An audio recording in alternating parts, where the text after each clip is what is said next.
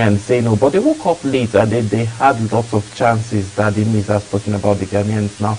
Well, this is the first match. We'll see what would happen. But looking at the squad now and how they played, Jesse, what's I think the major problem teams are having now is scoring. Yes, scoring, because as you can see, both teams, not just South Africa, both the Ghanaians, are missing a lot of chances.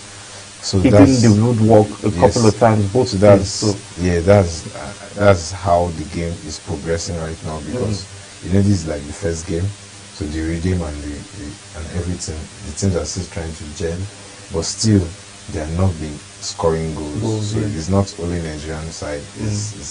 I should not say it's the women team. You understand? Oh, come for you. Yeah, but that's how the tournament is right now. Not a lot of goals, but this is just the first game. So you see, and normally African don't have goals. Not our male football, not just the female football. But the good thing is that they are creating chances. Watch the game, a lot of chances they were being created. So that's a good thing, because if you don't create chances, you cannot score goals. But they are creating chances. So that's why they are close to scoring goals. That's why you see they are missing the chances. So it's a good thing moving forward. Alright, let's talk Club World Cup. We'll still come back and talk a bit of this and then bring highlights of Mali versus Tanzania. But for now, let's talk FIFA Club World Cup as PSG, Chelsea, Real Madrid, Fluminense are ready for an epic battle for the next two teams that will advance into the final. The stage is set for the 2025 FIFA Club World Cup semi-finals features taking place in the United States of America. Chelsea, Fluminense, Paris Saint-Germain and Real Madrid are all in the semi-final stage. The last four are expected to be battle in an epic battle for the teams. Only two will advance to the Club World Cup final on Sunday. The Club World Cup final will take place in MetLife Stadium, New Jersey, United States. However, there are features for the Club World Cup semi-final matches.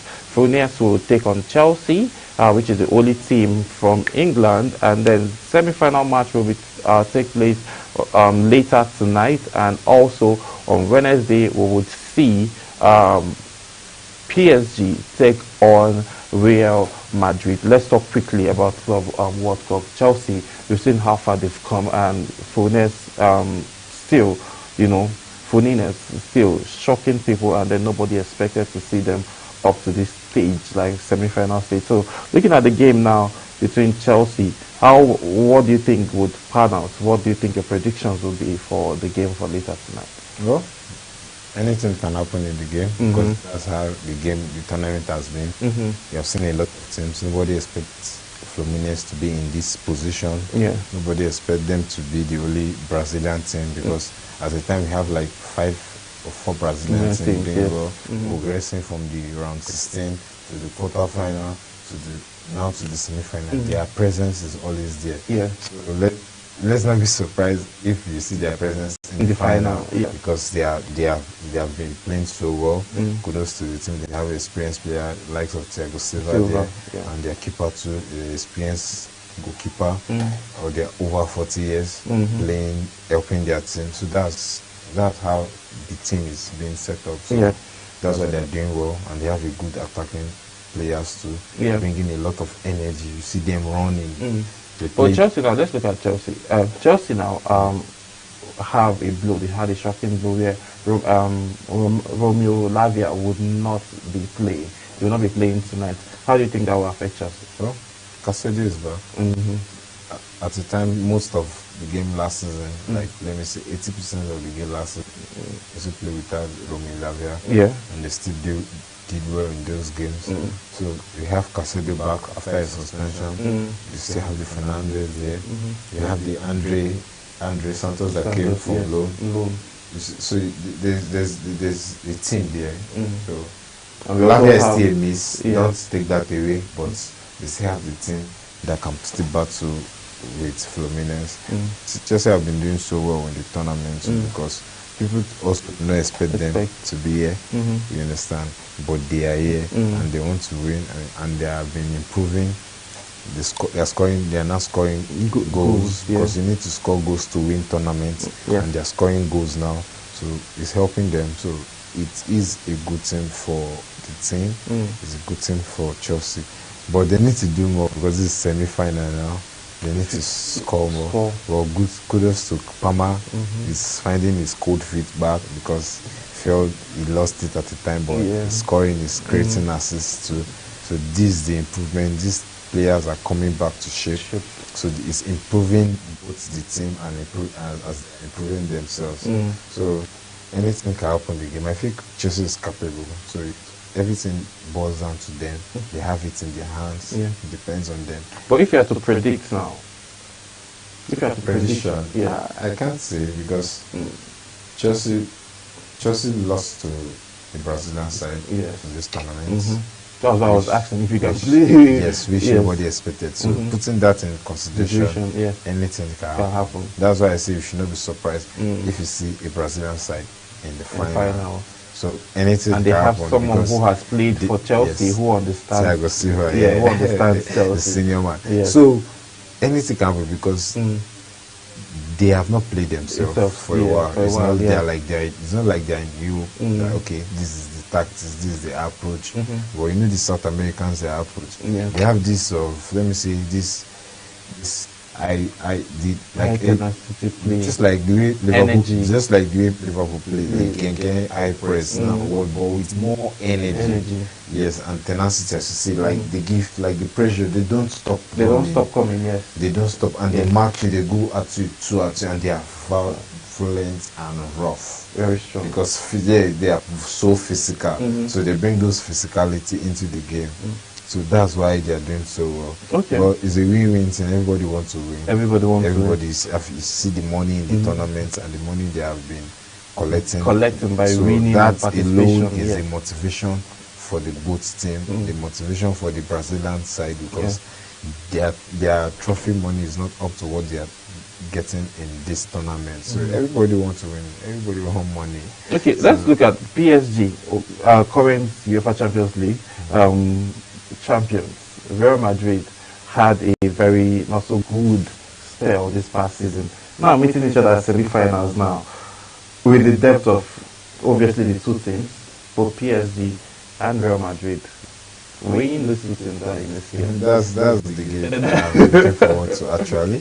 Yeah, because we are supposed to see that game in Champions League. In Champions League, yes. Which, somehow they just work out. Yes, came back. God is great. But it's a good thing that we have in football world. We have this kind of games now because these are the games we always want to watch. And now Kylian Mbappe going back to his former club after this is the first match playing there. And you know how Kylian is. It's Kylian. He's scoring. See a beautiful goal. He scored. The acrobatic he scored. Is a very good player, so they have to be wary of him. Same as the PSG side. The PSG side is a very good side. Everybody knows that they're a very good side defensively, midfield, and the attack. Everything is working out for them well. The Kvaratskhelia, the Dembele, Barcola. Everything is working for them. So has the John Evans, the Vitia. So we are making impact. Everybody is scoring. These players have scored these players have scored all of them have goals in this tournament. If I'm not mistaken, because they are making their impression felt in this tournament. So it's not going to be an easy game for Real Madrid. It's going to be a very difficult and sweet game. But for me, I think PSG will defeat Real Madrid. That's the book. That's for the bookmakers. I think actually. Everybody, that's football. But you know how competition is. Not beat them 5-0 like they did Inter Milan. No, but I think I'm saying a 2-1, 1-0. Yes, that's what I'm saying. 2-1, 1-0. Yeah, no, I'm not even seeing the 3-2. Well, Real Madrid can score. I'm seeing a goal, but it's a free score. Two of them are a free scoring yes, they are a free scoring side. But I feel and defensively now, Real Madrid is missing Onsen. Thank you. The same PSG is missing Pacho. You see, you understand? So anything can happen in the game. Well, anything can happen. But all still boils down to who wants it more. I think PSG will want to make a statement. Yeah, but Madrid in this kind of competitions now. How would they even go and win Club World Cup without winning the trophy at all? Like, bro, Madrid in competitions, like, you have this mindset. Like, okay, we have 8 games to win this trophy. Like, that's mindset. Yeah. Like, you play 3 games in group stage. You play round 16, quarter-final, semi-final, and the final. Like, in calculation, that's 7 games. They have this, like, okay, we win 8 games to this trophy. Nothing.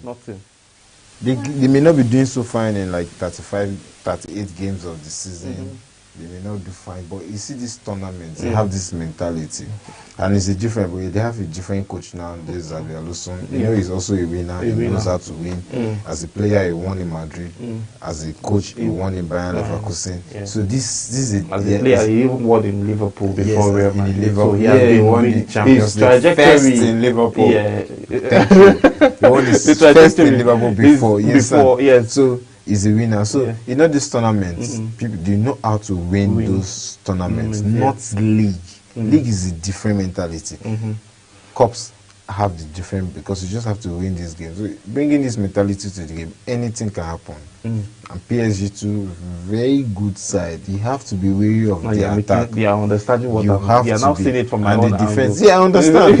I understand. But Madrid have not been doing so bad. Also, they're trying to find the rhythm. I mean, see how the young Gonzalo Garcia is scoring. Yes, and now they're making mention of even putting him out on loan. No, it's not.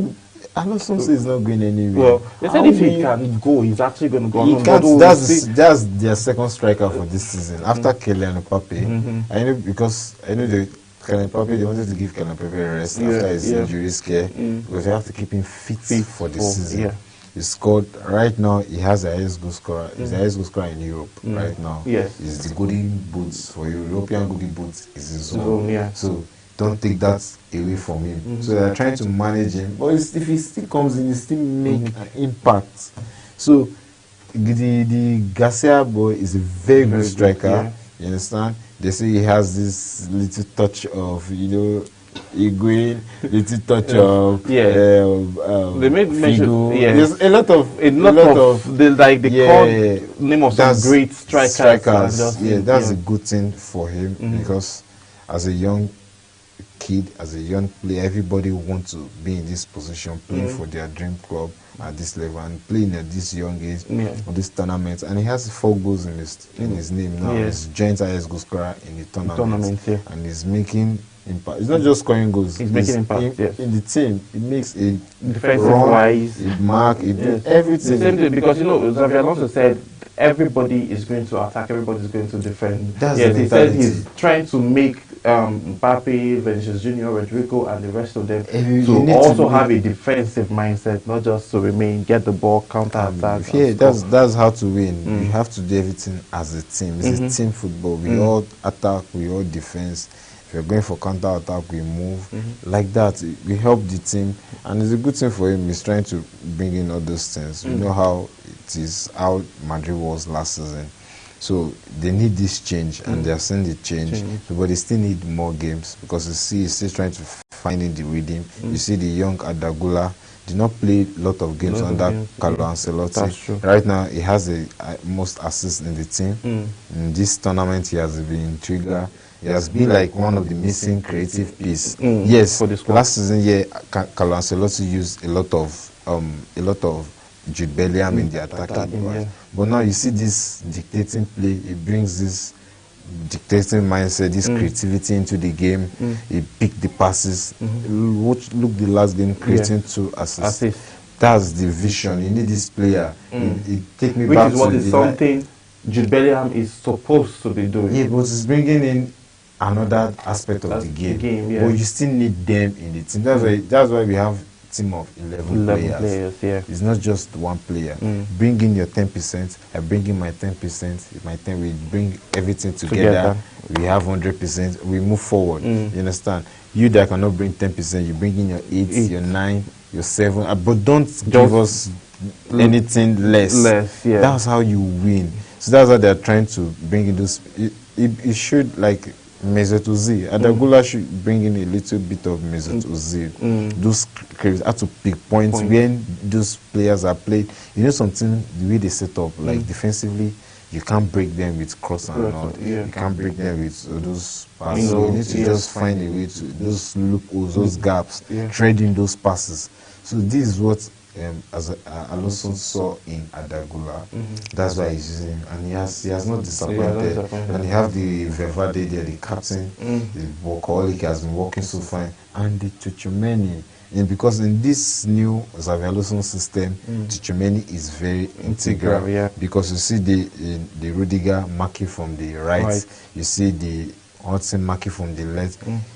The Tchouaméni is in the one in the middle, dictating the play.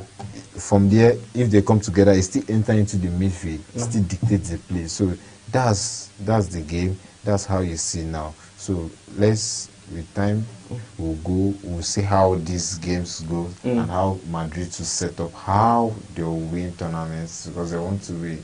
You understand? Well, we are looking forward to the game against PSG, which I know is going to be a very good game, a very entertaining game. And let's see what Madrid have to offer, and let's see what PSG have to offer. At the end of the day, Champions League. Thank you very much. That's more like Champions League final. But that's how much time will actually permit us to take today. But before we go quickly, do you think Victor Gyökeres will actually go to Arsenal? And if he joins Arsenal, like in 1 minute, do you think he can help Arsenal win a trophy? Well, winning trophy, I can't. Let's say in the first 2 seasons, since they are talking about 5 years. Yeah, well, we can't say, because we have been saying their missing piece of Arsenal is a striker. Yes. They need a striker. They have the creative players. They have the Saka. They have the Odega. They have these players creating. They need a striker.